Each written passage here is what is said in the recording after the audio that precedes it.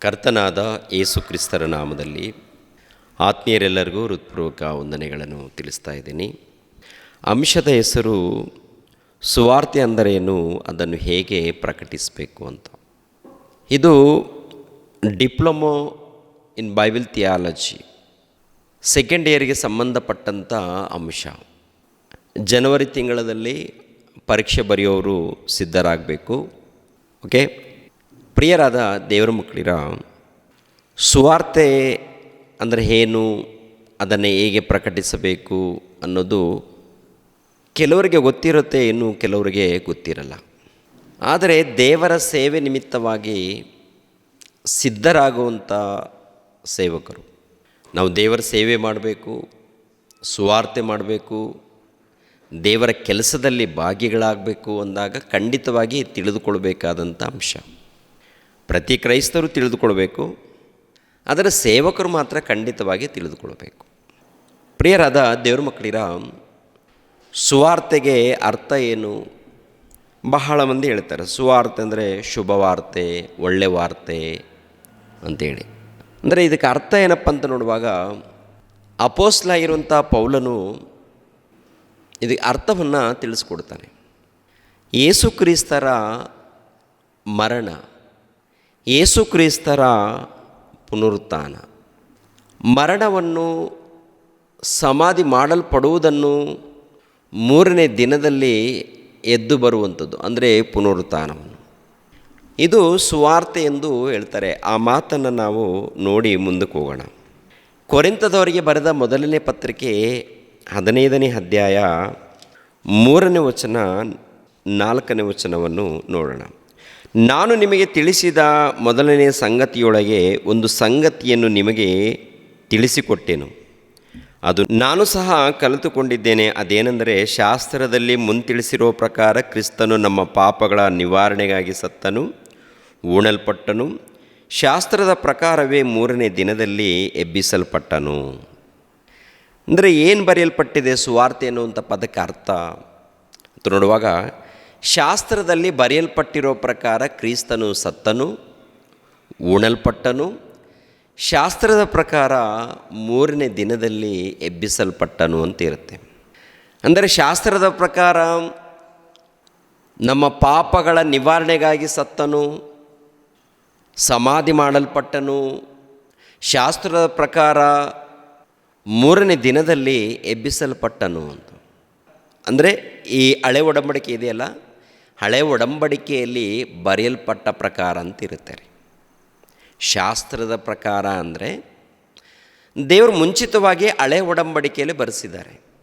ಆದಿಕಾಂಡ ಮೊದಲುಗೊಂಡು ಮಲಾಕಿ ಗ್ರಂಥದವರೆಗೆ ಯೇಸು ಕ್ರಿಸ್ತರ ಬಗ್ಗೆ ಮುಂಚಿತವಾಗಿ ಬರೆಸಿರುವಂಥ ಮಾತು. ಅಂದರೆ ಆತನು ಈ ಲೋಕದಲ್ಲಿ ಜನ್ಮಿಸುವಂಥದ್ದು, ಈ ಲೋಕದಲ್ಲಿ ದೇವರ ಒಂದು ಜ್ಞಾನವನ್ನು, ದೇವರ ಚಿತ್ತವನ್ನು ನೆರವೇರಿಸುವಂಥದ್ದು, ದೇವರ ಚಿತ್ತವನ್ನು ನೆರವೇರಿಸುವುದಕ್ಕಾಗಿ ಮರಣ ಹೊಂದುವಂಥದ್ದು, ದೇವರ ಚಿತ್ತವನ್ನು ನೆರವೇರಿಸುವುದಕ್ಕಾಗಿ ಸಮಾಧಿ ಮಾಡಲ್ಪಡುವಂಥದ್ದು, ದೇವರ ಚಿತ್ತವನ್ನು ನೆರವೇರಿಸುವುದಕ್ಕಾಗಿ ಮೂರನೇ ದಿನದಲ್ಲಿ ಎದ್ದು ಬರುವಂಥದ್ದು. ಆತನ ಮರಣ, ಆತನ ಸಮಾಧಿ, ಆತನ ಪುನರುತ್ಥಾನ. ಹೊಸ ಒಡಂಬಡಿಕೆಯಲ್ಲಿ ಸುವಾರ್ತೆಗೆ ಅರ್ಥವನ್ನು ಕೊಟ್ಟಿದ್ದಾರೆ. ಹಳೆ ಒಡಂಬಡಿಕೆಯಲ್ಲಿ ಕೂಡ ಸುವಾರ್ತೆ ಮಾಡಿದ್ದಾರೆ. ಆ ಸುವಾರ್ತೆ ಹೇಗೆ ಮಾಡಿದ್ದಾರೆ? ಹಳೆ ಒಡಂಬಡಿಕೆಯಲ್ಲಿ ಯಾರಾದರೂ ಸುವಾರ್ತೆ ಮಾಡಿದ್ದಾರಾ? ಹೊಸ ಒಡಂಬಡಿಕೆಯಲ್ಲಿ ಸುವಾರ್ತೆ, ಹೊಸ ಒಡಂಬಡಿಕೆಯಲ್ಲಿ ಸುವಾರ್ತೆಗೆ ಅರ್ಥ ತಿಳಿಸ್ಕೊಡ್ತಾರೆ. ಹಳೆ ಒಡಂಬಡಿಕೆಯಲ್ಲಿ ಯೇಸು ಕ್ರಿಸ್ತರ ಜನನದ ಬಗ್ಗೆ, ಮರಣದ ಬಗ್ಗೆ, ಪುನರುತ್ಥಾನದ ಬಗ್ಗೆ ಇದೆಯಾ? ಇದೆ. ಆದರೆ ಕೆಲವರು ಸುವಾರ್ತೆ ಸಾರಿರ್ತಾರಲ್ಲ, ಅವರು ಹೇಗೆ ಸಾರಿದ್ದಾರೆ ಅಂದರೆ, ಯೇಸು ಕ್ರಿಸ್ತರ ಜನನವನ್ನು ಕುರಿತು, ಯೇಸು ಕ್ರಿಸ್ತರ ಮರಣವನ್ನು ಕುರಿತು, ಯೇಸು ಕ್ರಿಸ್ತರ ಸಮಾಧಿಯನ್ನು ಕುರಿತು, ಯೇಸು ಕ್ರಿಸ್ತರ ಮತ್ತೆ ಪುನರುತ್ಥಾನವನ್ನು ಕುರಿತು ಹಳೆ ಒಡಂಬಡಿಕೆಯಲ್ಲಿ ಪರಿಶೋಧನೆ ಮಾಡುವಾಗ ಸಿಗುತ್ತೆ ರೀ. ನೇರವಾಗಿ ಈ ವಚನಗಳಿರಲ್ಲ. ಅಂದರೆ ಪುನರುತ್ಥಾನ, ಓಕೆ, ಸಮಾಧಿ ಮಾಡಲ್ಪಡುವಂಥದ್ದು ಹೀಗೆ, ಅಂದರೆ ಈ ವಚನ ಇದೆಯಲ್ಲ ಹೀಗೇನೇ ಇರುತ್ತಂತಲ್ಲ. ಒಟ್ಟಿನಲ್ಲಿ ಆತನ ಜನನವನ್ನು ಕುರಿತಿರುತ್ತೆ, ಆತನ ಮರಣವನ್ನು ಕುರಿತು ಇರುತ್ತೆ, ಆತನ ಪುನರುತ್ಥಾನವನ್ನು ಕುರಿತು ಇರುತ್ತೆ. ಉದ್ದೇಶ, ಯಾಕೆ ಜನನ ಹೊಂದಿದ್ದಾನೆ, ಯಾಕೆ ಈ ಲೋಕಕ್ಕೆ ಬಂದಿದ್ದಾರೆ, ಅದರ ಹಿಂದೆ ಇರುವಂಥ ಉದ್ದೇಶವೇನು, ಅದನ್ನೂ ಬರೆಯಲ್ಪಟ್ಟಿರ್ತಾರೆ, ದೇವರು ಬರೆಸಿರ್ತಾರೆ. ಓಕೆ, ಅದು ಇದೆ. ಕೆಲವು ಸಂದರ್ಭಗಳಲ್ಲಿ ಕೆಲವರು ಸುವಾರ್ತೆ ಮಾಡಿದ್ದಾರೋ ಇಲ್ವೋ ಒಂದು ಸಾರಿ ಪೇತ್ರನು ಬರೆದ ಮೊದಲನೇ ಪತ್ರಿಕೆ 3ನೇ ಅಧ್ಯಾಯ 19ನೇ ವಚನ 20ನೇ ವಚನವನ್ನು ನೋಡಿ. ಇದಲ್ಲದೆ ಆತನು ಆತ್ಮರೂಪನಾಗಿ ಸೆರೆಯಲ್ಲಿದ್ದ ಆತ್ಮಗಳ ಬಳಿಗೆ, ಅಂದರೆ ಪೂರ್ವಕಾಲದಲ್ಲಿ ನೋಹನು ನಾವೆಯನ್ನು ಕಟ್ಟುತ್ತಿರಲು ದೇವರು ದೀರ್ಘಶಾಂತಿಯಿಂದ ಕಾದಿದ್ದಾಗ ಆತನಿಗೆ ಅವಿಧೇಯರಾಗಿದ್ದವರ ಬಳಿಗೆ ಹೋಗಿ ಸುವಾರ್ತೆಯನ್ನು ಸಾರಿದನು. ಯಾರ ಬಳಿಗೆ ಹೋಗಿ ಸುವಾರ್ತೆಯನ್ನು ಸಾರಿದ್ದಾನೆ? ನೋಹನ ಕಾಲದಲ್ಲಿ ನಾವೆಯನ್ನು ಕಟ್ಟುವಂತಹ ಸಮಯದಲ್ಲಿ ಸುವಾರ್ತೆಯನ್ನು ಸಾರಿದ್ದಾರಂತಿರುತ್ತೆ. ಆತ್ಮಗಳ ಬಳಿಗೆ ಅಂದಾಗ ಮತ್ತಿವರು ತುಂಬ ಜನ ಏನಂದ್ಕೊಳ್ತಾರೆ ಗೊತ್ತಾ, ಪಾತಾಳದಲ್ಲಿದ್ದಂಥ ಆತ್ಮಗಳ ಬಳಿಗೆ ಹೋಗಿ ಸುವಾರ್ತೆಯನ್ನು ಸಾರಿದ್ದಾರೆ, ನರಕಕ್ಕೆ ಹೋಗಿ ಅಂತೇಳಿ ಮಾತಾಡ್ತಾರೆ. ಅಂದರೆ ಅವಿವೇಕಿಗಳು. ಹಾಗಿಲ್ಲ. ಯಾಕೆಂದರೆ ವಾಕ್ಯಗಳನ್ನು ತಪ್ಪಾಗಿ ಬೋಧನೆ ಮಾಡಿದ್ರೆ ಹೇಳುವವರು ನರಕಕ್ಕೆ ಹೋಗ್ತಾರೆ, ಕೇಳಿ ಹಿಂಬಾಲಿಸುವವರು ಕೂಡ ನರಕಕ್ಕೆ ಹೋಗ್ತಾರೆ. ಅಂಥವ್ರಿಗೆ ಸ್ವರ್ಗ ಸಿಗಲ್ಲ ರೀ. ನಮ್ಮೆಲ್ಲರಿಗೆ ನಿತ್ಯ ಜೀವ ಬೇಕು, ನಾವೆಲ್ಲರೂ ಸ್ವರ್ಗವನ್ನು ಪಡೆಯಬೇಕು, ನಾವೆಲ್ಲರೂ ದೇವರ ಬಳಿಗೆ ಸೇರಬೇಕು ಎನ್ನುವಂಥದ್ದೇ ಮುಖ್ಯ ಉದ್ದೇಶ, ಮುಖ್ಯ ಗುರಿ ನಮ್ಮದು. ಸೈತಾನನ ಗುರಿ ಏನು? ಹೇಗಾದರೂ ಮಾಡಿ ದೇವರ ಮಕ್ಕಳನ್ನು ಹಾಳು ಮಾಡಬೇಕು ಅಂತೇಳಿ. ಅದಕ್ಕೆ ಕೆಲವರು ಭಿನ್ನವಾದ ಸುವಾರ್ತೆ, ಸೈತಾನನ ಹಿಂಬಾಲಕರು ತಿಳಿಯದೆ ಹಿಂಬಾಲಿಸ್ತಾ ಇರ್ತಾರೆ. ಅಂದರೆ ದೇವರನ್ನು ಹಿಂಬಾಲಿಸ್ತೀನಿ ಅಂತೇಳಿ ಸೈತಾನನನ್ನು ಹಿಂಬಾಲಿಸ್ತಾ ಇರ್ತಾರೆ. ಅಂಥವ್ರ ವಿಷಯದಲ್ಲಿ ಬಹಳ ಜಾಗ್ರತೆಯಾಗಿರಬೇಕು. ಅಂದರೆ ಕುರಿವೇಷ ಹಾಕಿಕೊಂಡು ಭಿನ್ನವಾದ ಸುವಾರ್ತೆ, ಕುರಿವೇಷವನ್ನು ಧರಿಸ್ಕೊಂಡು ಬರ್ತಾ ಇರ್ತಾರೆ. ಕುರಿವೇಷ ಅಂದರೆ ಏನ್ರಿ, ನೋಡೋದಕ್ಕೆ ಹೆಂಗಿರ್ತಾರಪ್ಪ ಅಂದರೆ ಮೃದುವಾಗಿ ಯೇಸು ಕ್ರಿಸ್ತರ ಹಾಗೆ ಬಹಳ ವಿನಯ ವಿಧೇಯತೆ ಉಳ್ಳವರಾಗೇ ಕಾಣ್ತಾರೆ. ಆದರೆ ಒಳಗೆ ಏನೇನು ಮಾಡಬೇಕೋ ಮೋಸ ಮಾಡ್ತಾ ಇರ್ತಾರೆ. ಅಂಥವ್ರ ವಿಷಯದಲ್ಲಿ ಬಹಳ ಜಾಗೃತಿಯಿಂದ ಇರಬೇಕು. ಇಲ್ಲದೆ ಹೋದರೆ ಮೋಸ ಹೋಗ್ತೀರ ಪ್ರೇಯರೆ. ಓಕೆ, ವಾಕ್ಯದ ವಿಷಯದಲ್ಲಿ, ಜೀವಿತದ ವಿಷಯದಲ್ಲಿ, ಪ್ರತಿಯೊಂದು ವಿಷಯದಲ್ಲಿ ತುಂಬ ಎಚ್ಚರಿಕೆಯಿಂದ ನೀವಿರಬೇಕು. ಇಲ್ಲಿ ನೋಹನ ಕಾಲದಲ್ಲಿ ಯೇಸು ಕ್ರಿಸ್ತರು ಹೋಗಿದ್ದಾರಂತೆ. ಯಾರು ಹೋಗಿದ್ದಾರೆ? ಯೇಸು ಕ್ರಿಸ್ತರು ಹೋಗಿದ್ದಾರೆ. ಹೇಗೆ ಹೋಗಿದ್ದಾರೆ? ಆತ್ಮರೂಪನಾಗಿ ಹೋಗಿದ್ದಾರೆ ಅಂತೇಳಿ. ಏನು ಮಾಡಿದ್ದಾರೆ? ಸುವಾರ್ತೆ ಮಾಡಿದ್ದಾರೆ. ಹೇಗೆ ಸುವಾರ್ತೆ? ಪ್ರತ್ಯಕ್ಷವಾಗಿ ಮಾಡಿದ್ದಾರಾ, ಪರೋಕ್ಷವಾಗಿ ಮಾಡಿದ್ದಾರಂತ ನೋಡುವಾಗ ಪರೋಕ್ಷವಾಗಿ. ಅಂದರೆ ಹೇಗೆ? ನೋಹಾನನ ಮೂಲಕ. ಒಂದು ಸಾರಿ ಇದೇ ಪೇತ್ರನು ಬರೆದ 2ನೇ ಪತ್ರಿಕೆ 2ನೇ ಅಧ್ಯಾಯ 5ನೇ ವಚನವನ್ನು, ಆತನು ಭಕ್ತಿಹೀನರಾದ ಪುರಾತನ ಲೋಕವನ್ನು ಸುಮ್ಮನೆ ಬಿಡದೆ ಅವರ ಮೇಲೆ ಜಲಪ್ರಳಯವನ್ನು ಬರಮಾಡಿದನು. ಪುರಾತನ ಲೋಕ ಅಂದರೆ ಅದೇ ನೋಹನ ಕಾಲದಲ್ಲಿದ್ದಂಥ ಸಮಯದಲ್ಲಿ. ಆ ಕಾಲದಲ್ಲಿ ಆ ಲೋಕ ಅಂದರೆ ಆ ಜನ ಹೇಗಿದ್ದಾರೆ? ಭ್ರಷ್ಟರಾಗಿದ್ದಾರೆ, ದುಷ್ಟರಾಗಿದ್ದಾರೆ, ಕ್ರೂರರು. ಅಂದರೆ ದೇವರೇ ಅವರನ್ನು ನೋಡಿ ಬಹಳ ನೊಂದುಕೊಳ್ತಾರೆ. ಆ ಜನಗಳನ್ನು ನೋಡಿ ಬಹಳ ನೊಂದುಕೊಂಡಿದ್ದಾನೆ ಅಂದಾಗ ಪ್ರೇರ ಒಂದು ಸಾರಿ ನೀವು ಯೋಚನೆ ಮಾಡಬೇಕು. ಎಷ್ಟು ಘೋರವಾದಂಥ ಪಾಪಗಳು ನಡೆದಿರ್ಬೋದು. ಘೋರವಾದಂಥ ಪಾಪಗಳನ್ನು ನಡೆದಿರುವುದರಿಂದ ದೇವರು ನೊಂದುಕೊಳ್ತಾರೆ. ನೊಂದುಕೊಂಡು ಟೋಟಲ್ ಆ ಸಮಾಜವನ್ನು ಜಲಪ್ರಳಯದ ಮೂಲಕ ನಾಶ ಮಾಡ್ತಾನೆ. ಆ ಸಮಯದಲ್ಲಿ ಏನ್ರಿ, ನೋಹಾನನು ಏನು ಮಾಡಿದ್ದಾನಂತೆ? ಸುನೀತಿಯನ್ನು. ಪೇತ್ರನು ಬರೆದ ಮೊದಲನೇ ಪತ್ರಿಕೆಯಲ್ಲಿ ಸುವಾರ್ತೆಯನ್ನು ಅಂತಾರೆ. ಸುವಾರ್ತೆಯನ್ನು ಅಂದಾಗ ನೋಹನ ಕಾಲದಲ್ಲಿ ಯೇಸು ಕ್ರಿಸ್ತರ ಒಂದು ಜನನ, ಮರಣ, ಪುನರುತ್ಥಾನವನ್ನು ಕುರಿತು, ಇಲ್ಲಂದರೆ ಯೇಸು ಕ್ರಿಸ್ತರ ಒಂದು ಮರಣವನ್ನು ಕುರಿತು, ಸಮಾಧಿಯನ್ನು ಕುರಿತು, ಪುನರುತ್ಥಾನವನ್ನು ಕುರಿತು ಏನಾದರೂ ಸಾರಿದ್ದಾರಾ? ಸುವಾರ್ತೆ ಅಂದರೆ ಅದು ಹೊಸ ಒಡಂಬಡಿಕೆಯಲ್ಲಿ ಪ್ರಾರಂಭವಾಗುತ್ತೆ. ಈ ಯೇಸು ಕ್ರಿಸ್ತರ ಒಂದು ಮರಣ, ಸಮಾಧಿ, ಪುನರುತ್ಥಾನವನ್ನು ಕುರಿತು. ಹಳೆ ಒಡಂಬಡಿಕೆಯಲ್ಲಿ ಸುವಾರ್ತೆ. ಅಲ್ಲಿ ಹೇಗೆ ನಡೆದಿದೆ ಸುವಾರ್ತೆ? ದೇವರು ಲೋಕವನ್ನು ಜಲಪ್ರಳಯದ ಮೂಲಕ ನಾಶ ಮಾಡಲಿಕ್ಕೆ ದೇವರು ಸಿದ್ಧನಾಗಿದ್ದಾನೆ. ಅದಕ್ಕೆ ನನಗೆ ಒಂದು ನಾವೆಯನ್ನು ಕಟ್ಟಬೇಕು ಅಂತೇಳಿ ದೇವರು ದರ್ಶನ ಕೊಟ್ಟು ಹೇಳಿದ್ದಾರೆ. ಅದಕ್ಕೆ ನಾನು ನಾವೆಯನ್ನು ಕಟ್ತಾ ಇದ್ದೀನಿ. ಈ ನಾವೆಯೊಳಗೆ ಯಾರ್ಯಾರು ಸೇರಿಕೊಳ್ತೀರೋ ಅವರಿಗೆ ರಕ್ಷಣೆ ಇದೆ, ಅವರಿಗೆ ರಕ್ಷಣೆ ಇದೆ. ಇಲ್ಲದೆ ಹೋದರೆ ಅವರಿಗೆ ದಂಡನೆ, ಅವರಿಗೆ ಮರಣ. ಈ ಸುವಾರ್ತೆ ನೋಹನ ಕಾಲದಲ್ಲಿ ಸಾರಿರುವಂಥ ಸುವಾರ್ತೆ, ಲೋಕಕ್ಕೆ ಜಲಪ್ರಳಯ ಬರುತ್ತೆ, ಲೋಕಕ್ಕೆ ನಾಶ ಬರುತ್ತೆ. ನಿಮಗೆ ರಕ್ಷಣೆ ಬೇಕು ಅಂದರೆ ನೀವು ನಾವೆಲ್ಲಿ ಸೇರಿಕೊಳ್ಬೇಕು? ನೀವು ಎಲ್ಲಿ ಸೇರಿಕೊಳ್ಬೇಕು? ನಾವೆಯಲ್ಲಿ ಸೇರಿಕೊಳ್ಬೇಕು. ಅದಕ್ಕೆ ಈ ನಾವೆಯನ್ನು ನಾನು ಕಟ್ಟುತ್ತಾ ಇದ್ದೀನಿ. ನಾನು, ಆಮೇಲೆ ಪಶುಗಳು, ಪ್ರಾಣಿಗಳು ನಾವೆಲ್ಲಿ ಸೇರುವಂಥ ಸಮಯದಲ್ಲಿ ನೀವು ಕೂಡ ಬಂದರೆ ರಕ್ಷಣೆ ಆಗುತ್ತೆ. ಬಾರದೆ ಹೋದರೆ ನಿಮಗೆ ದಂಡನೆ ಆಗುತ್ತೆ. ದೇವರು ಜಲಪ್ರಳಯವನ್ನು ತರಿಸ್ತಾರೆ. ಯಾರ ಮೂಲಕ ಸಾರಿದ್ದಾರೆ? ಯೇಸು ಕ್ರಿಸ್ತರು ನೋಹಾನನ ಮೂಲಕ ಸುವಾರ್ತೆಯನ್ನು ಸಾರಿರುವಂಥದ್ದು. ಈ ವಿಷಯವನ್ನು ಅರ್ಥ ಮಾಡಿಕೊಳ್ಳದೆ ತುಂಬ ಜನ ಕ್ರೈಸ್ತರಲ್ಲಿ ಕೆಲವರು ಭಿನ್ನವಾದ ಬೋಧಕರು, ಇಲ್ಲ ಯೇಸು ಕ್ರಿಸ್ತರು ಆತ್ಮಗಳ ಬಳಿಗೆ ಹೋಗಿದ್ದಾರಂದರೆ ಎಲ್ಲಿಗೆ ಹೋಗಿದ್ದಾರೆ ಅಂತ ಹೇಳ್ತಾರೆ ಗೊತ್ತಾ? ಪಾತಾಳ ಲೋಕದಲ್ಲಿ ಯಾತನೆ ಪಡುವಂಥ ಸ್ಥಳ ಇದೆ ನೋಡಿ, ಅಲ್ಲಿ ಸತ್ತೋದಂಥ ಅನೀತಿವಂತರಿದ್ದಾರಲ್ಲ, ಅಲ್ಲಿಗೆ ಹೋಗಿ ಸುವಾರ್ತೆ ಮಾಡಿದ್ದಾರೆ ಯೇಸು ಕ್ರಿಸ್ತರು ಅಂತೇಳಿ ತುಂಬ ಜನ ಮಾತಾಡ್ಕೊಳ್ತಾರೆ. ಅಂಥ ಸುದ್ದಿಯನ್ನು ನೀವೇನಾದರೂ ಕೇಳಿದರೆ ಅದು ತಪ್ಪು, ಅಂಥದ್ದು ಬಿಟ್ಬಿಡಿ ಪ್ರಿಯರೇ. ಅದು ತಪ್ಪು, ಹಾಗೆಲ್ಲ ಮಾತಾಡಬಾರ್ದು. ಯಾಕಂದರೆ ಅದು ಭಿನ್ನವಾದ ಸುವಾರ್ತೆ ಆಗುತ್ತೆ. ಪಾತಾಳ ಲೋಕಕ್ಕೆ ಹೋಗಿದ್ದು ಪರದೇಶಿಯಲ್ಲಿದ್ದಂಥ ನೀತಿವಂತರ ಬಳಿಗೆ ಹೋಗಿ ಸೇರಿದ್ದಾರೆ ವಿನಃ ಯಾತನೆ ಪಡುವಂಥ ಸ್ಥಳಕ್ಕೆ ಹೋಗಿ ಸುವಾರ್ತೆ ಮಾಡಿದ್ದಲ್ಲ ಅದು. ಯಾಕಂದರೆ ಅಲ್ಲಿರುವಂಥ ಯಾತನೆ ಪಡುವಂಥ ಜನರಿಗೆ, ಅಂದರೆ ಪಾತಾಳ ಲೋಕದಲ್ಲಿ ಯಾತನೆ ಪಡುವಂಥ ಸ್ಥಳ ಇದೆಯಲ್ಲ, ಅಲ್ಲಿಗೆ ದೇವರು ಹೋಗಿ ಸುವಾರ್ತೆ ಮಾಡಲ್ಲ, ಅವಶ್ಯಕತೆ ಇಲ್ಲ. ಯಾಕೆಪ್ಪ ಅಂದರೆ ಅದು ಭೂಮಿ ಮೇಲೆ ಸುವಾರ್ತೆ, ಭೂಮಿಯ ಮೇಲೆ ಮನುಷ್ಯರು ಬದುಕಿದ್ದಾಗಲೇ ಸುವಾರ್ತೆ. ಅವರಿಗೆ ಸುವಾರ್ತೆ ಅವಶ್ಯಕತೆ ಇದೆಯಾ? ಆಲ್ರೆಡಿ ಗೊತ್ತಾಗಿದೆ, ದೇವರೇನೋ ಗೊತ್ತಾಗಿದೆ, ಅಲ್ಲಿ ದೇವರು ಏನು ಅನ್ನೋದು ಗೊತ್ತಾಗಿದೆ. ಯಾಕಂದರೆ ಬೆಂಕಿ ಕೊಂಡಕ್ಕೆ ಹೋದ ಮೇಲೆ, ಯಾತನೆ ಪಡುವಂಥ ಸ್ಥಳಕ್ಕೆ ಹೋದ ಮೇಲೆ ಗೊತ್ತಾಗ್ಬಿಡ್ತಾಯಿತು. ದೇವರು ನಮ್ಮನ್ನು ಶಿಕ್ಷೆಗೆ ಒಳಗಾಗಿದ್ದಾನೆ, ನಮ್ಮನ್ನು ಶಿಕ್ಷೆಗೆ ಹಾಕಿದ್ದಾನೆ, ನಮ್ಮನ್ನು ದಂಡಿಸಿದ್ದಾನೆ, ನಮ್ಮನ್ನು ಈ ಯಾತನೆ ಪಡುವಂಥ ಸ್ಥಳಕ್ಕೆ ತಳ್ಳಿದ್ದಾನೆ ಅಂತೇಳಿ ಗೊತ್ತಾಗ್ಬಿಡುತ್ತಲ್ಲಿ. ಅಲ್ಲಿಗೆ ಹೋದ್ಮೇಲೆ ಆಯ್ತು, ಮುಗೀತು. ಪಾತಾಳ ಲೋಕಕ್ಕೆ ಯಾತನೆ ಪಡುವಂಥ ಸ್ಥಳಕ್ಕೆ ಹೋದ್ಮೇಲೆ ಮುಗೀತಿನ, ಮತ್ತೆ ಬರೋದಕ್ಕೆ ಅವಕಾಶ ಇಲ್ಲ. ಅದು ದೇವರ ಒಂದು ತೀರ್ಪು ಪ್ರಿಯರೇ. ನೋಹನ ಕಾಲದಲ್ಲಿ ಯೇಸು ಕ್ರಿಸ್ತರು ಆತ್ಮರೂಪನಾಗಿ ಹೋಗಿದ್ದಾನೆ ಜನರ ಮಧ್ಯದಲ್ಲಿ, ನೋಹಾನನ ಮೂಲಕ ಸುವಾರ್ತೆಯನ್ನು ಸಾರಿರುವಂಥದ್ದು.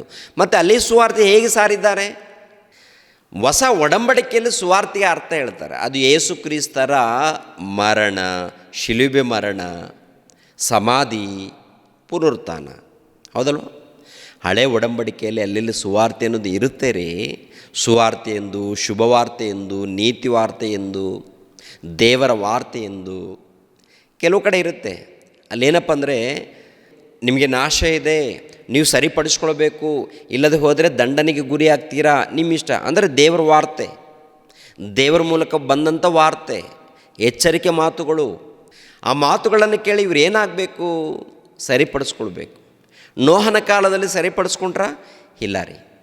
ಅದೇ ಪ್ರಕಾರ ಲೋಟನ ಮೂಲಕ ಕೂಡ ಸುವಾರ್ತೆ ಸಾರಲ್ಪಡುತ್ತೆ ರೀ. ಲೋಟನ ಮೂಲಕ ಜನ ಕೇಳಲ್ಲ ರೀ, ಜನ ಬದಲಾಗಲ್ಲ. ಓಕೆ, ಈಗಿನ ಕಾಲದಲ್ಲಿ ಪ್ರಿಯರಾದ ದೇವರ ಮಕ್ಕಳಿರ ಹೇಗೆ ಸುವಾರ್ತೆ ಸಾರಲ್ಪಡ್ತಾ ಇದೆ ಅಂತ ನೋಡುವಾಗ, ಯೇಸು ಕ್ರಿಸ್ತರ ಸುವಾರ್ತೆ. ಯೇಸು ಕ್ರಿಸ್ತರ ಸುವಾರ್ತೆ ಏನದು? ಸುವಾರ್ತೆ ಯೇಸು ಕ್ರಿಸ್ತರ ಒಂದು ಜನನ ಆಗಿರ್ಬೋದು, ಯೇಸು ಕ್ರಿಸ್ತರ ಜೀವಿತ ಆಗಿರ್ಬೋದು, ಯೇಸು ಕ್ರಿಸ್ತರ ಬೋಧನೆಯಾಗಿರ್ಬೋದು, ಯೇಸು ಕ್ರಿಸ್ತರ ಮರಣ ಆಗಿರ್ಬೋದು, ಯೇಸು ಕ್ರಿಸ್ತರ ಪುನರುತ್ಥಾನ ಆಗಿರ್ಬೋದು. ಇವೆಲ್ಲ ಕೂಡ ಬಿಡಿಸಿ ಹೇಳಬೇಕು.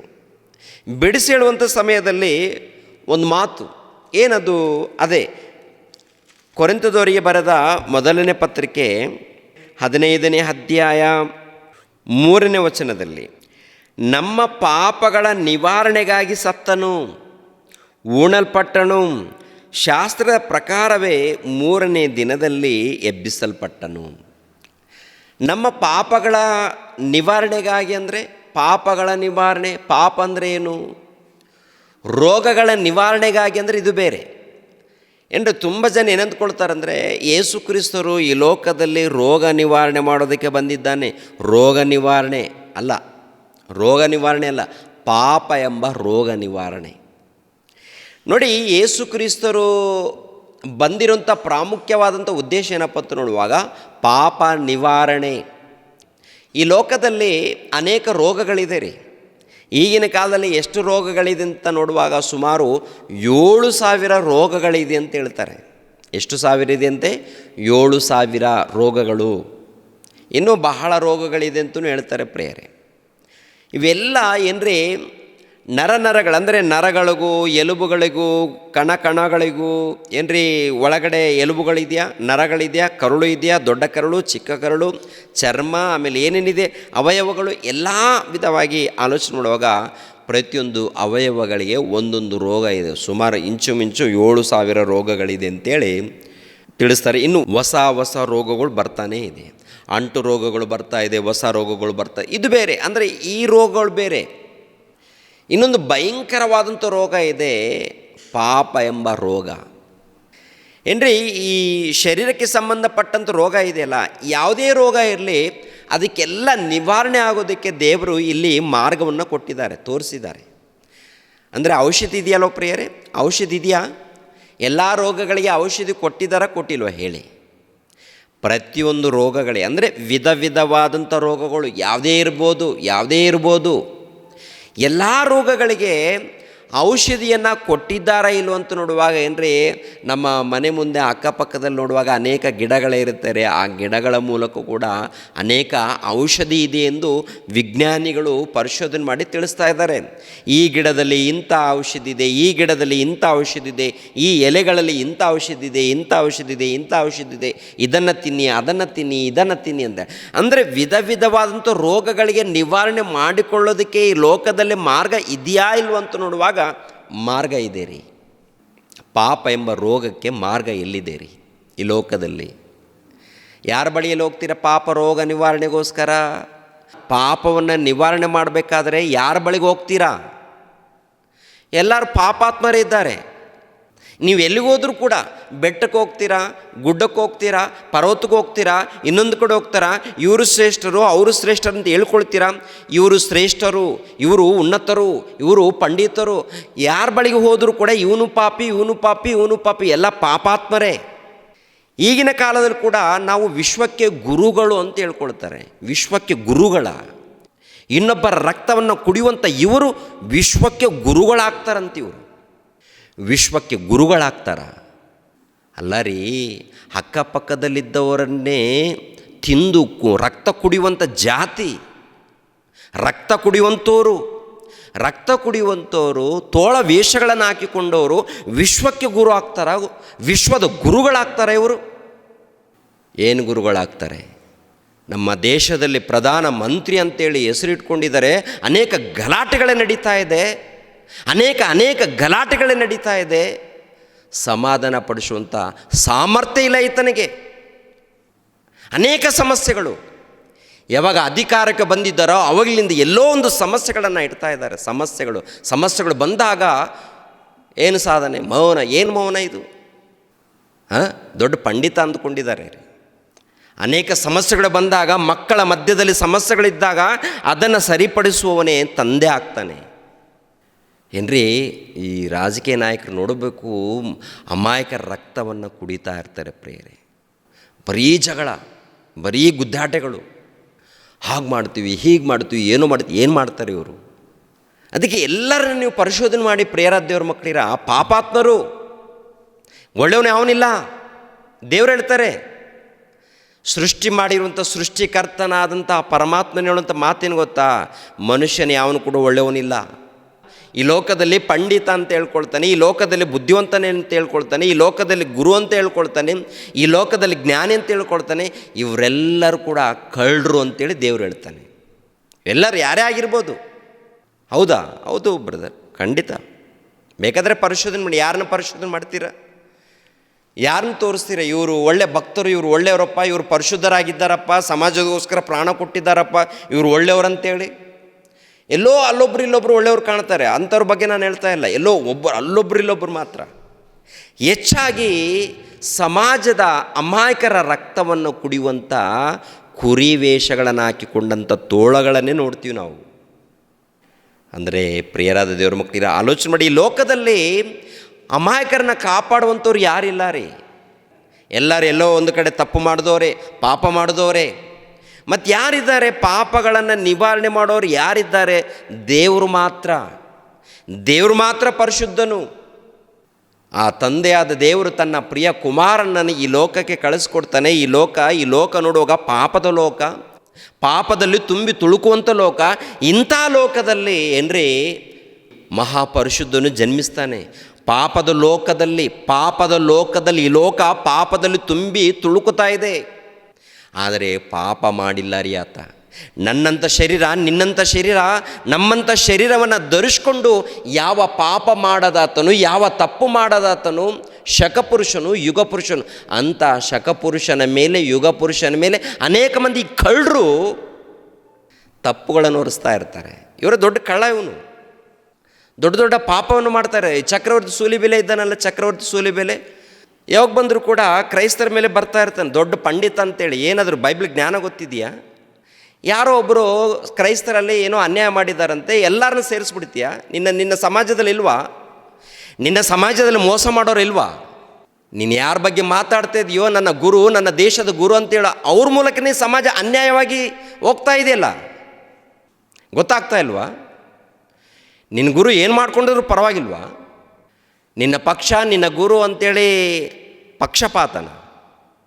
ತುಂಬ ಜನ ಇದ್ದಾರೆ ಪ್ರಿಯರಾದ ದೇವ್ರ ಮಕ್ಕಳಿಗೆ ಈ ಥರ ಮಾತಾಡೋರು, ಪಕ್ಷಪಾತದಿಂದ ಮಾಡೋರು ಅಲ್ಲ. ನೀನು ನಿಜವಾಗ್ಲೂ ಮನುಷ್ಯನಾದರೆ ಮಾನವತ್ವದಿಂದ ಆಲೋಚನೆ ಮಾಡಬೇಕಾಗತ್ತೆ. ಮಾನವತ್ವ ಅಂದರೆ ಇನ್ನೊಬ್ಬರನ್ನ ಪ್ರೀತಿಸುವಂಥದ್ದಲ್ವಾ, ಇನ್ನೊಬ್ರಿಗೆ ಒಳ್ಳೇದು ಮಾಡಬೇಕಲ್ವಾ?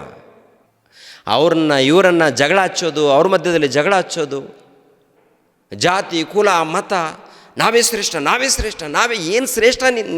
ನಿನ್ನ ಶ್ರೇಷ್ಠತೆ ಏನಿದೆ? ನಿನ್ನ ದೊಡ್ಡತನ ಏನಿದೆ? ಕ್ರಿಸ್ತನ ಬಗ್ಗೆ ಮಾತನಾಡುವಾಗ ನಾಲಿಗೆ ಬಿಗಿಡಿದು ಮಾತಾಡಬೇಕಾಗತ್ತೆ. ಯಾರಾದರೂ ಹುಚ್ಚುಚ್ಚಾಗಿ ಮಾತಾಡೋಂಗಿಲ್ಲ. ಏನು ಮಾಡಿದ್ರೂ ಪರವಾಗಿಲ್ಲ ಅಂದುಕೊಂಡ್ರೆ ನೀವು ಹೋಗ್ತೀರ, ಮತ್ತೆ ಕಠಿಣವಾದ ಶಿಕ್ಷೆ ಆಗುತ್ತೆ. ಇವಾಗ ತಾಳ್ಕೊಂಡಿದ್ದಾರೆ. ದೇವರೇನು ಗೊತ್ತಾ? ತಾಳ್ಮೆಯಿಂದ ಇದ್ದಾರೆ, ದೀರ್ಘ ಶಾಂತಿಯಾಗಿ. ಯಾಕೆ ಅಂದರೆ ನೀನು ಬದಲಾಗಬೇಕು. ಆ ಮುತಾಲೆ ಕೂಡ ನೋಡುವಾಗ ಗುರ್ರು ಅಂತ ಬರ್ತಾ ಇರ್ತಾರೆ. ಯಾಕೆ? ದೊಡ್ಡ ಪಂಡಿತ. ಏನು ಪಂಡಿತ? ಸಮಾಜವನ್ನು ಉದ್ಧಾರ ಮಾಡೋರು ಪಂಡಿತರಾಗ್ತಾರೆ, ಸಮಾಜವನ್ನು ಕಾಪಾಡೋರು ಪಂಡಿತರಾಗ್ತಾರೆ.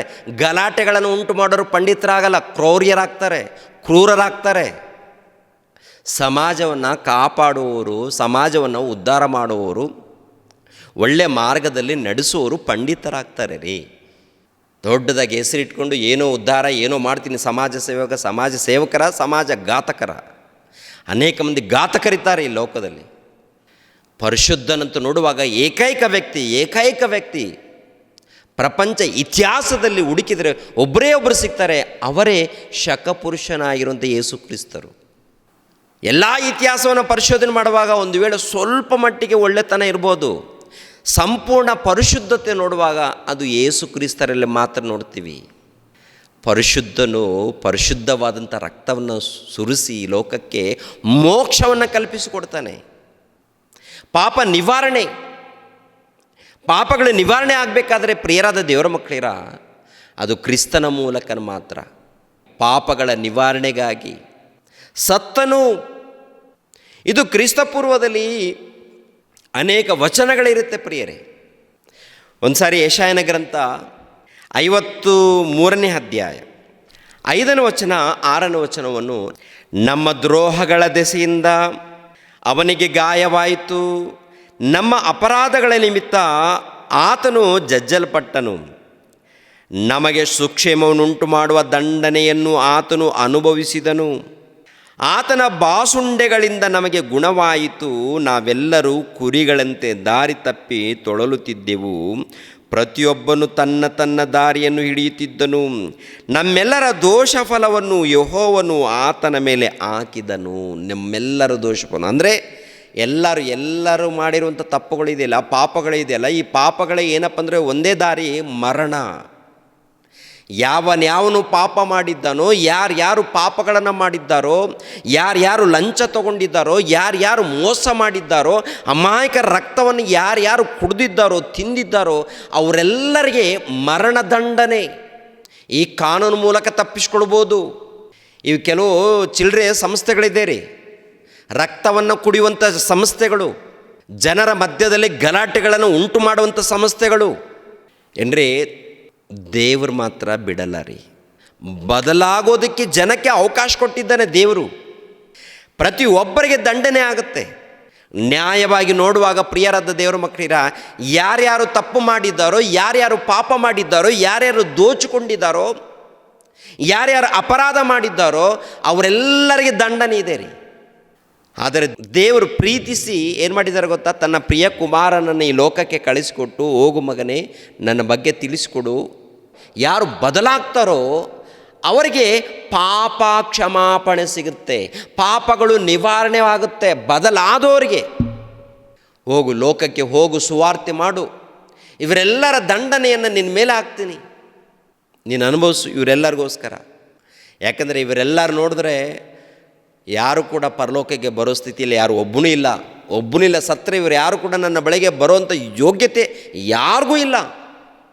ಅದಕ್ಕೆ ಹೋಗು ಮಗನೇ, ತಿಳಿಸು, ಅರ್ಥ ಆಗುವಂಥದ್ದು ರೀತಿಯಲ್ಲಿ ತಿಳಿಸು, ಸ್ವಾರ್ಥಿ ಸಾರು, ಒಳ್ಳೆ ಮಾತುಗಳನ್ನು ಸಾರು ಅಂಥೇಳಿ ತಂದೆಯಾದ ಸರ್ವೇಶ್ವರನು, ತಂದೆಯಾದ ಪರಮಾತ್ಮನು ತನ್ನ ಪ್ರಿಯ ಕುಮಾರನನ್ನು ಈ ಲೋಕಕ್ಕೆ ಕಳಿಸಿಕೊಡ್ತಾನೆ.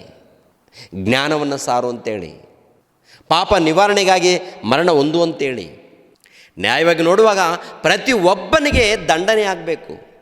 ಆದರೆ 1ನೇ ಶತಮಾನದಲ್ಲಿ ಆ ದಂಡನೆಯನ್ನು ಪ್ರಭು ಅನುಭವಿಸ್ತಾರೆ. ಅದು ಹೇಗೆಪ್ಪ ಅಂತ ನೋಡುವಾಗ ನೋಡಿ, ಇವಾಗ ಯೇಸು ಕ್ರಿಸ್ತರನ್ನ ಯಾವಾಗ ನಾವು ತಿಳ್ಕೊಳ್ತೀವೋ, ಅರ್ಥ ಮಾಡ್ಕೊಳ್ತೀವೋ, ಅರ್ಥ ಮಾಡಿಕೊಂಡು ನಂಬ್ತೀವೋ ಪ್ರಿಯರೇ, ನಾವು ಮಾಡಿರುವಂಥ ಪಾಪಗಳೆಲ್ಲ ಕೂಡ ಏನಾಗುತ್ತೆ ಗೊತ್ತಾ? ದೇವ್ರು ಬಿಟ್ಬಿಡ್ತಾರೆ. ಆಯಿತು ಅಂತೇಳಿ ತಿಳಿದುಕೊಳ್ಳದೆ ಹೋದರೆ, ಅರ್ಥ ಮಾಡಿಕೊಳ್ಳದೆ ಹೋದರೆ ಆ ಪಾಪ ಅವನಲ್ಲಿ ಹಾಗೇ ನಿಂತುಕೊಳ್ಳುತ್ತೆ. ಆ ಪಾಪಕ್ಕೆ ಪ್ರಾಯಶ್ಚಿತ್ತೇನು? ಮರಣ ಅಂತ ಇರುತ್ತೆ. ಎಲ್ಲಿರುತ್ತೆ ಆ ಮಾತು? ರೋಮಾಪುರದವರಿಗೆ ಬರೆದ ಪತ್ರಿಕೆ 6ನೇ ಅಧ್ಯಾಯ 22ನೇ ವಚನ 23ನೇ ವಚನ. ಹೀಗಲಾದರೂ ನೀವು ಪಾಪದಿಂದ ಬಿಡುಗಡೆಯನ್ನು ಹೊಂದಿ ದೇವರಿಗೆ ದಾಸರಾದದರಿಂದ ಪರಿಶುದ್ಧರಾಗುವುದೇ ನಿಮಗೆ ಫಲ. ಅಂದರೆ ಯಾರು ಕ್ರಿಸ್ತನನ್ನು ತಿಳಿದುಕೊಂಡು ರಕ್ಷಣೆ ಮಾರ್ಗದಲ್ಲಿ, ಅಂದರೆ ಯೇಸು ಕ್ರಿಸ್ತನ ಮಾರ್ಗದಲ್ಲಿ ಯಾರು ಬಂದಿದ್ದಾರೋ ಅವ್ರಿಗೆ ಹೇಳುವಂಥ ಮಾತೇನಂತ ನೋಡುವಾಗ, ಈಗಲಾದರೂ ನೀವು ಪಾಪದಿಂದ ಬಿಡುಗಡೆಯನ್ನು ಹೊಂದಿ ದೇವರಿಗೆ ದಾಸರಾದದರಿಂದ ಪರಿಶುದ್ಧರಾಗುವುದೇ ನಿಮಗೆ ಫಲ. ಒಂದು ಕಾಲದಲ್ಲಿ ಅಂಧತ್ವದಲ್ಲಿ, ಒಂದು ಕಾಲದಲ್ಲಿ ಪಾಪದಲ್ಲಿ 12ನೇ ವಚನ ನೋಡಿ, ಅದರಲ್ಲೇ ಹೀಗಿರುವುದರಿಂದ ಸಾಯತಕ್ಕ ನಿಮ್ಮ ದೇಹದ ಮೇಲೆ ಪಾಪವನ್ನು ಆಳಗೊಳಿಸಿ ನೀವು ದೇಹದ ದುರಾಶೆಗಳಿಗೆ ಒಳಪಡಬೇಡಿರಿ. ಆಲ್ರೆಡಿ ಏನಾಗಿದೆಪ್ಪ ಅಂತ ನೋಡುವಾಗ 5ನೇ ಅಧ್ಯಾಯ 12ನೇ ವಚನವನ್ನು ನೋಡೋಣ. 5ನೇ ಅಧ್ಯಾಯ 12ನೇ ವಚನ. ಒಬ್ಬ ಮನುಷ್ಯನಿಂದಲೇ ಪಾಪದಿಂದ ಮರಣವು ಲೋಕದೊಳಗೆ ಸೇರಿದವು, ಎಲ್ಲರೂ ಪಾಪ ಮಾಡಿದರಿಂದ ಮರಣವು ಹೀಗೆ ಎಲ್ಲರಲ್ಲಿಯೂ ವ್ಯಾಪಿಸಿತು. ಪಾಪವು ಮಾಡಿರುವುದರಿಂದ ಎಲ್ಲರಿಗೂ ಮರಣ ಎನ್ನುವಂಥದ್ದು ಪ್ರಾರಂಭವಾಗಿದೆ ರೀ. ಆ ಒಬ್ಬನ ಮೂಲಕ ಪ್ರಾರಂಭವಾಗಿದೆ. ಅದಕ್ಕೆ ನಿವಾರಣೆ ಆಗಬೇಕು, ಪಾಪ ನಿವಾರಣೆ. ಆ ಪಾಪ ನಿವಾರಣೆ ಆಗಬೇಕಾದ್ರೆ ಮಾರ್ಗ ಈ ಲೋಕದಲ್ಲಿ ಯಾರ ಬಳಿಯಲ್ಲಿ ಹೋದರೂ ಸಿಗಲ್ಲ. ಪಾಪ ನಿವಾರಣೆ ಮಾಡಬೇಕಾದ್ರೆ ಪರಿಶುದ್ಧನು ಪಾಪ ನಿವಾರಣೆ ಮಾಡಬೇಕು. ಪಾಪ ಎಂಬ ರೋಗದಲ್ಲಿದ್ದವ್ರು ನಿವಾರಣೆ ಮಾಡೋಕ್ಕೆ ಸಾಧ್ಯವಿಲ್ಲ. ಪಾಪ ಎಂಬ ರೋಗ ಅಂದರೆ ದೇವರ ಮಾರ್ಗವನ್ನು ಬಿಟ್ಟಿರ್ತಾರಲ್ಲ, ಅವ್ರು ಎಲ್ಲಿದ್ದಾರೆ? ಪಾಪ ಎಂಬ ರೋಗದಲ್ಲಿದ್ದಾರೆ ಅಂತ ಅರ್ಥ. ಒಂದು ವೇಳೆ ದೇವರನ್ನ ತಿಳ್ಕೊಂಡು ಈ ಲೋಕದಲ್ಲಿ ಏನ್ರಿ ಸುಳ್ಳು ಹೇಳೋದು, ಆಮೇಲೆ ವ್ಯಭಿಚಾರ ಮಾಡೋದು, ಆಮೇಲೆ ಜಾರತ್ವ ಮಾಡೋದು, ಅನ್ಯಾಯ ಮಾಡೋದು, ಏನ್ರಿ ಲಂಚ ತೆಗೆದುಕೊಳ್ಳುವಂಥದ್ದು, ಇದೇನು? ಇದೂ ಪಾಪನೇ. ದೇವರನ್ನ ಬಿಟ್ಟು ಜೀವಿಸುವಂಥದ್ದು ಒಂದು ಪಾಪ, ದೊಡ್ಡ ಪಾಪ ಅದು.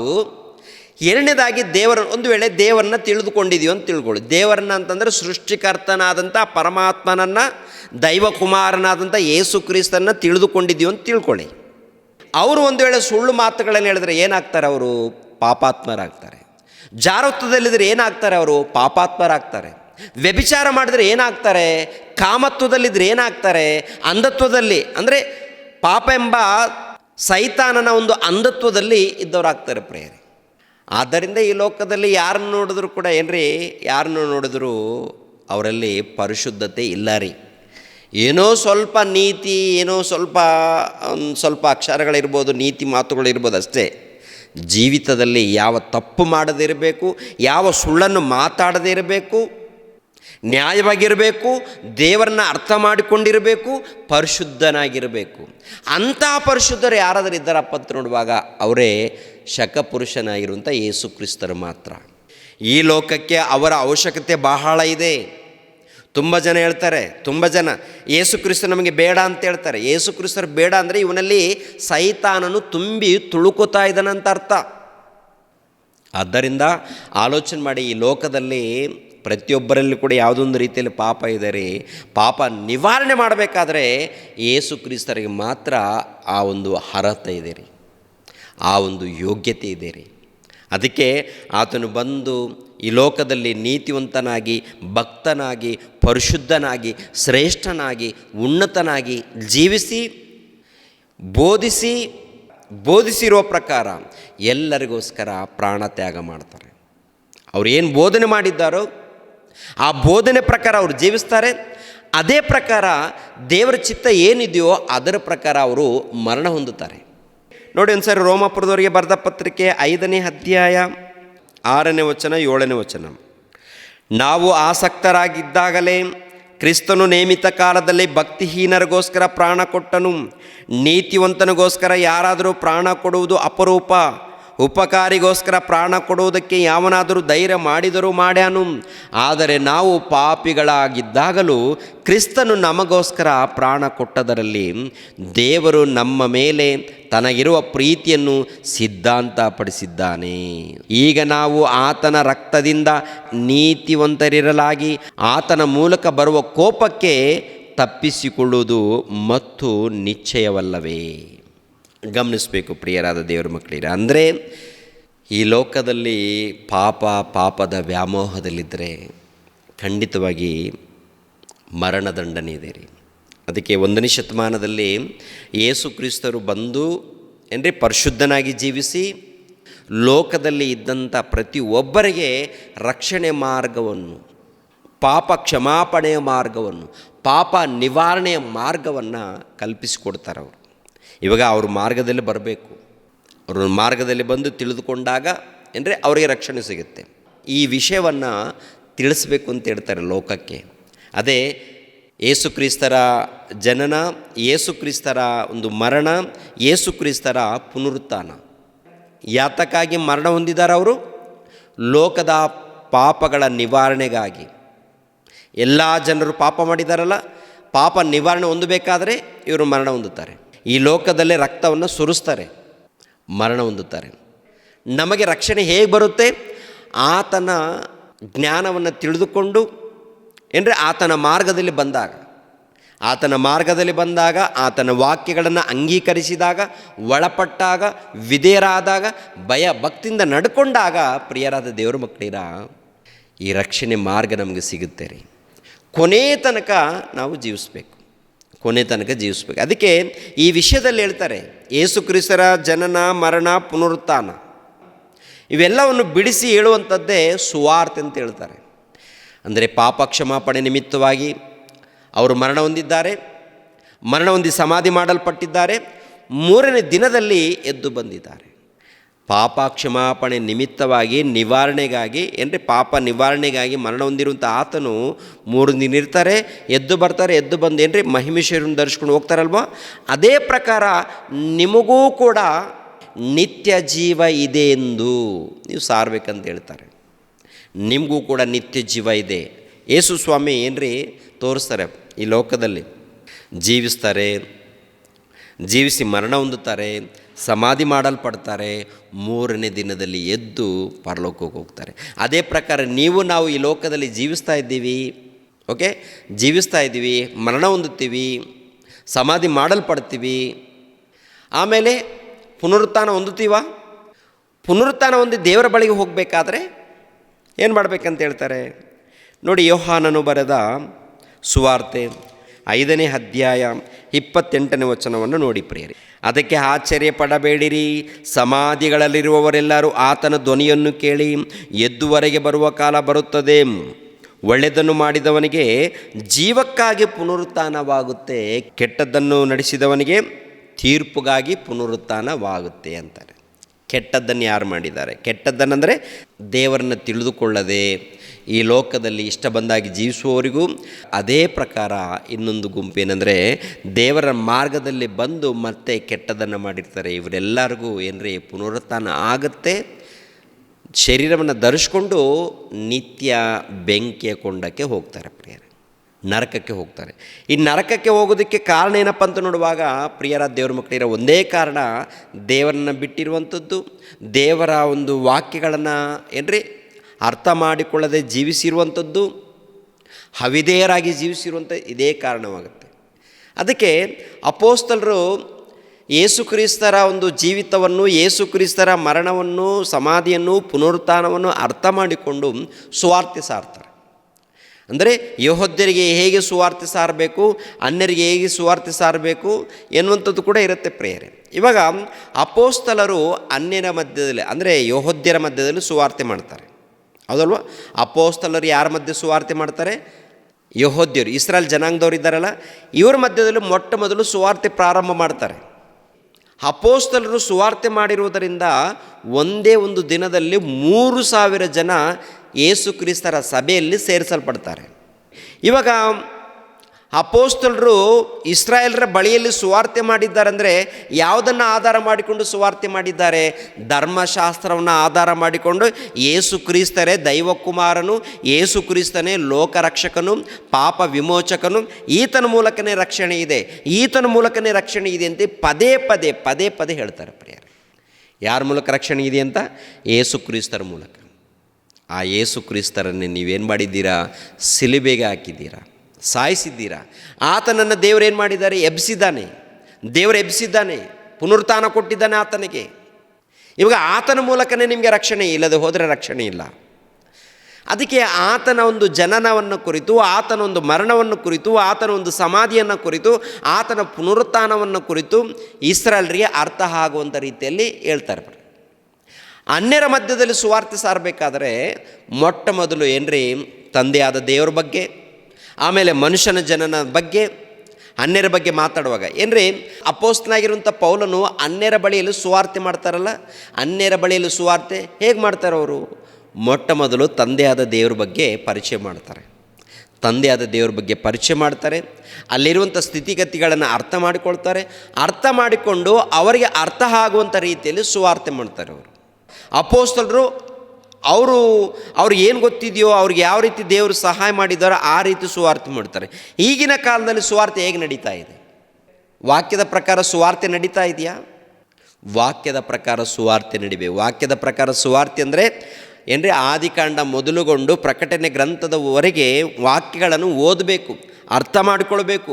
ತಂದೆಯಾದ ದೇವರನ್ನು ಕುರಿತು ಅರ್ಥ ಮಾಡಿಕೊಳ್ಬೇಕು, ದೈವಕುಮಾರನಾದಂಥ ಯೇಸುಕ್ರಿಸ್ತರನ್ನು ಕುರಿತು ಅರ್ಥ ಮಾಡಿಕೊಳ್ಬೇಕು. ಅಂದರೆ ಇವರು ಯಾರು, ಯಾಕೆ ಬಂದಿದ್ದಾರೆ, ಪವಿತ್ರಾತ್ಮನೇ ಯಾರು, ಅವರು ಯಾಕೆ ಬರ್ತಾರೆ, ಇಲ್ಲಿ ಉದ್ದೇಶವೇನು, ದೇವರು ಹೇಗೆ ಇರ್ತಾರೆ, ಇವೆಲ್ಲ ತಿಳ್ಕೊಳ್ಬೇಕು. ನಾವು ದೇವ್ರಿಗೆ ಏನಾಗ್ತೀವಿ, ನಮ್ಮನ್ನು ದೇವರು ಯಾಕೆ ಉಂಟು ಮಾಡಿದ್ರು, ಉದ್ದೇಶವೇನು, ಮಾನವರು ಹೇಗಿದ್ದಾರೆ, ಈ ಲೋಕದಲ್ಲಿ ಹೇಗೆ ಜೀವಿಸ್ತಾ ಇದ್ದಾರೆ, ಇವೆಲ್ಲವನ್ನು ಕುರಿತು ಅರ್ಥ ಮಾಡಿಕೊಂಡು ದೇವರನ್ನು ಕುರಿತು, ದೈವ ಕುಮಾರನಾದ ಯೇಸುಕ್ರಿಸ್ತರನ್ನು ಕುರಿತು, ಪವಿತ್ರಾತ್ಮನನ್ನು ಕುರಿತು ಬಿಡಿಸಿ ಅರ್ಥ ಆಗುವಂಥ ರೀತಿಯಲ್ಲಿ ತಿಳಿಸುವಂಥದ್ದೇ ಸುವಾರ್ತೆ ಆಗುತ್ತೆ.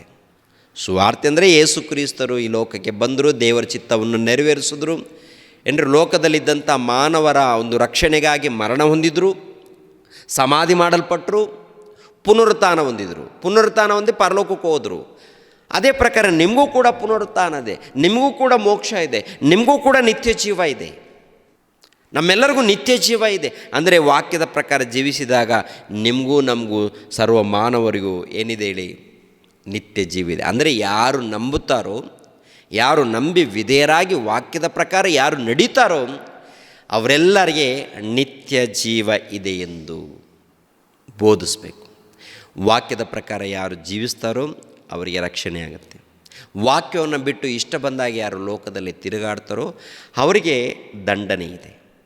ಇವೆಲ್ಲ ಅರ್ಥ ಆಗುವಂಥ ರೀತಿಯಲ್ಲಿ ಬಿಡಿಸಿ ತಿಳಿಸುವಂಥದ್ದೇ ಸುವಾರ್ತೆ ಆಗುತ್ತೆ. ಯೇಸುಕ್ರಿಸ್ತ ನಂಬಿಕೊಳ್ಳಿ, ನಿಮಗೆ ರೋಗ ಹೋಗುತ್ತೆ. ಇದೇನಾಗುತ್ತೆ? ಇದು ಸುವಾರ್ತೆನ? ಇದು ಭಿನ್ನವಾದ ಸುವಾರ್ತೆ. ಯೇಸುಕ್ರಿಸ್ತ ನಂಬಿಕೊಳ್ಳಿ, ನಿಮಗೆ ರೋಗ ಹೋಗುತ್ತೆ. ಯೇಸುಕ್ರಿಸ್ತರ ನಂಬಿಕೊಳ್ಳಿ, ನಿಮಗೆ ಉದ್ಯೋಗ ಬರುತ್ತೆ. ಯೇಸುಕ್ರಿಸ್ತರನ್ನು ನಂಬಿಕೊಳ್ಳಿ, ಎಲ್ಲ ಸಾಲ ಪರಿಹಾರ ಆಗುತ್ತೆ. ಇದೇನಾಗುತ್ತೆ ಪ್ರೇರ? ಸುವಾರ್ತೆ ಅಂತೀರಾ? ಇದು ಸುವಾರ್ತೆ ಅಲ್ಲ, ಇದು ಭಿನ್ನವಾದ ಸುವಾರ್ತೆ ಆಗುತ್ತೆ. ಇದು ಭಿನ್ನವಾದ ಸುವಾರ್ತೆ ಆಗುತ್ತೆ. ಅಂದರೆ ಬೈಬಲಲ್ಲಿ ಈ ರೀತಿ ಹೇಳೋಂತ ಹೇಳಿಲ್ಲ. ಸುವಾರ್ತೆ ಅಂದರೆ ಯೇಸುಕ್ರಿಸ್ತರ ಜನನ, ಮರಣ, ಸಮಾಧಿ, ಪುನರುತ್ಥಾನ ಏನ್ರಿ ಅವೆಲ್ಲ ಬಿಡಿಸಿ ಬಿಡಿಸಿ ಅರ್ಥ ಆಗುವಂಥ ರೀತಿಯಲ್ಲಿ ತಿಳಿಸುವಂಥದ್ದೇ ಸುವಾರ್ತೆ ಆಗುತ್ತೆ. ಅದು ಅರ್ಥ ಮಾಡಿಕೊಂಡು ಆಮೇಲೆ ನಾವೆಲ್ಲರೂ ಸಾರಬೇಕು ಪ್ರಿಯರೇ. ಓಕೆ, ದೇವರು ನಿಮ್ಮನ್ನು ನನ್ನನ್ನು ಆಶೀರ್ವದಿಸಲಿ. ಎಲ್ಲರೂ ತಲೆಬಾಗಿಸಿರಿ, ಪ್ರಾರ್ಥನೆ ಮಾಡಿ ನಾನು ಮುಗಿಸುತ್ತೇನೆ ಪ್ರಿಯರೇ. ಸರ್ವವನ್ನು ಸರ್ವಲೋಕವನ್ನು ಉಂಟು ಮಾಡಿರುವಂಥ ಸರ್ವೇಶ್ವರನಾದ ನಮ್ಮ ತಂದೆಯೇ, ಮಹೋನ್ನತನೇ ಮಹಾಪರಿಶುದ್ಧನಾದಂಥ ನಮ್ಮ ದೇವರೇ, ನಿಮಗೆ ಸ್ತೋತ್ರಗಳು ತಂದೆ. 1ನೇ ಶತಮಾನದಲ್ಲಿ ನಿಮ್ಮ ಪ್ರಿಯ ಕುಮಾರನನ್ನು ಪರಲೋಕದಿಂದ ಈ ಲೋಕಕ್ಕೆ ಕಳಿಸಿಕೊಟ್ಟಿದ್ದೀರಾ. ಈ ಲೋಕದಲ್ಲಿ ನೋಡುವಾಗ ಪಾಪದ ವ್ಯಾಮೋಹದಲ್ಲಿದ್ದಾರೆ. ಪಾಪ ಎಂಬ ವ್ಯಾಮೋಹದಲ್ಲಿ ಇರುವಂಥ ಈ ಮಾನವರನ್ನು ರಕ್ಷಿಸಲು, ಈ ಮಾನವರಿಗೆ ಬಿಡುಗಡೆ ಕೊಡಲು ನಿಮ್ಮ ಪ್ರಿಯ ಕುಮಾರನನ್ನು ಕಳಿಸ್ಕೊಟ್ಟಿದ್ದೀರಾ. ಆತನ ಒಂದು ಸಿಲುಬೆ ಮರಣದ ಮೂಲಕ, ಆತನ ರಕ್ತದ ಮೂಲಕ ತಂದೆ, ಪಾಪಗಳು ನಿವಾರಣೆಯಾಗೋದಕ್ಕೆ, ಮೋಕ್ಷ ಕಲ್ಪಿಸಿಕೊಡೋದಕ್ಕೆ, ನಿತ್ಯ ಜೀವವನ್ನು ಕೊಡೋದಕ್ಕೆ ತಂದೆ ಅವಕಾಶವನ್ನು ಕಲ್ಪಿಸಿಕೊಟ್ಟಿದ್ದೀರ ತಂದೆ. ಅದಕ್ಕಾಗಿ ನಿಮಗೆ ಸ್ತೋತ್ರಗಳು ತಂದೆ. ಪ್ರತಿನಿತ್ಯ ಹೀಗೆ ಗೂಗಲ್ ಮೀಟ್ ಮೂಲಕ ಬೆಳಗ್ಗೆ ರಾತ್ರಿ ನಿಮ್ಮ ಮಕ್ಕಳು ಸೇರ್ತಾ ಇದ್ದಾರೆ. ಅನೇಕರು ಸೇರಿ ವಾಕ್ಯಗಳನ್ನು ತಿಳಿದುಕೊಳ್ತಾ ಇದ್ದಾರೆ ತಂದೆ. ಅವರೆಲ್ಲರನ್ನು ಹೆಸರುಗಳಿಂದ ಆಶೀರ್ವದಿಸಿ. ಈ ಕಾರ್ಯಕ್ರಮದ ನಿಮಿತ್ತವಾಗಿ ಪ್ರಯಾಸ ಪಡುವಂಥ ನಿಮ್ಮ ಮಗಳಾಗಿರುವಂಥ ರೇಖರವ್ರಿಗೋಸ್ಕರ, ದೀಕ್ಷಿತ್ಗೋಸ್ಕರ ಪ್ರಾರ್ಥಿಸ್ತಾ ಇದ್ದೀನಿ. ಆ ಮಕ್ಕಳನ್ನು ಇನ್ನೂ ಹೆಚ್ಚಾಗಿ ಆಶೀರ್ವದಿಸಿ, ಬಲಪಡಿಸಿ, ಅವ್ರಿಗೆ ಬೇಕಾದಂಥ ಆರೋಗ್ಯವನ್ನು, ಆರ್ಥಿಕ ಸಹಾಯವನ್ನು ದಯಪಾಲಿಸಿ. ಅದೇ ರೀತಿಯಲ್ಲಿ ತಂದೆ, ಸಭೆಯಾಗಿ ಕೂಡುವಂಥ ಎಲ್ಲ ನಿಮ್ಮ ಮಕ್ಕಳನ್ನು ಹೆಸರುಗಳಿಂದ ಆಶೀರ್ವದಿಸಿ, ಎಲ್ಲ ಮಕ್ಕಳಿಗೂ ನೆಮ್ಮದಿ, ಶಾಂತಿ, ಸಮಾಧಾನವನ್ನು, ಆರೋಗ್ಯವನ್ನು ದಯಪಾಲಿಸಿ. ಅದೇ ರೀತಿಯಲ್ಲಿ ತಂದೆ, ಸಭೆಯಾಗಿ ಕೊಡುವಂಥ ಎಲ್ಲ ನಿಮ್ಮ ಮಕ್ಕಳಿಗಾಗಿ ನಾನು ಪ್ರಾರ್ಥಿಸ್ತಾ ಇದ್ದೀನಿ. ಎಲ್ಲರನ್ನು ಹೆಸರುಗಳಿಂದ ಆಶೀರ್ವದಿಸಿ. ಈ ಕರ್ನಾಟಕದಲ್ಲಿ ಎಲ್ಲೆಲ್ಲಿ ನಿಮ್ಮ ಮಕ್ಕಳು ಸಭೆಯಾಗಿ ಕೂಡ್ತಾ ಇದ್ದಾರೋ, ವಾಕ್ಯದ ಪ್ರಕಾರ ಜೀವಿಸೋದಕ್ಕೆ ಸಿದ್ಧರಾಗ್ತಾ ಇದ್ದಾರೋ ಎಲ್ಲ ನಿಮ್ಮ ಮಕ್ಕಳನ್ನು, ಯುವಕರನ್ನು, ಯುವತಿಯರನ್ನು ಎಲ್ಲರನ್ನು ಹೆಸರುಗಳಿಂದ ಆಶೀರ್ವದಿಸಿ. ವಾಕ್ಯಗಳನ್ನು ಕಲಿಯುವಂಥವರು, ಸೇವೆ ಮಾಡುವಂಥವರು, ಸುವಾರ್ತೆ ಕೆಲಸದಗೋಸ್ಕರ ಪ್ರಯಾಸ ಪಡುವವರು, ಸಹಾಯ ಮಾಡುವವರು ಎಲ್ಲ ನಿಮ್ಮ ಮಕ್ಕಳನ್ನು ತಂದೆ ನೆನಪು ಮಾಡಿಕೊಳ್ಳಿ ತಂದೆ. ಎಲ್ಲರನ್ನು ಕನಿಕರಿಸಿ ಕಾಪಾಡಿ. ನೆಮ್ಮದಿ, ಶಾಂತಿ, ಸಮಾಧಾನ, ಆರೋಗ್ಯವು, ಆತ್ಮಿಕ ಆಶೀರ್ವಾದವು ದಯಪಾಲಿಸಿ. ಯೇಸು ಪವಿತ್ರ ನಾಮದಲ್ಲಿ ಬೇಡಿ ಹೊಂದಿದೆವಪ್ಪ ತಂದೆಯೇ, ಆಮೇನ್. ನಮ್ಮ ತಂದೆಯಾದ ದೇವರ ಪ್ರೀತಿಯು, ನಮ್ಮ ರಕ್ಷಕನಾದ ಯೇಸು ಕ್ರಿಸ್ತರ ಕೃಪೆಯು, ಪವಿತ್ರಾತ್ಮನ ಅನ್ಯೋನ್ಯ ಸಹವಾಸವು ಸದಾಕಾಲ ದೇವರ ಜೊತೆಯಾಗಿದ್ದು ನಡೆಸಲಿ. ಆಮೇನ್. ಎಲ್ಲರಿಗೂ ವಂದನೆಗಳು ಪ್ರಿಯರೇ.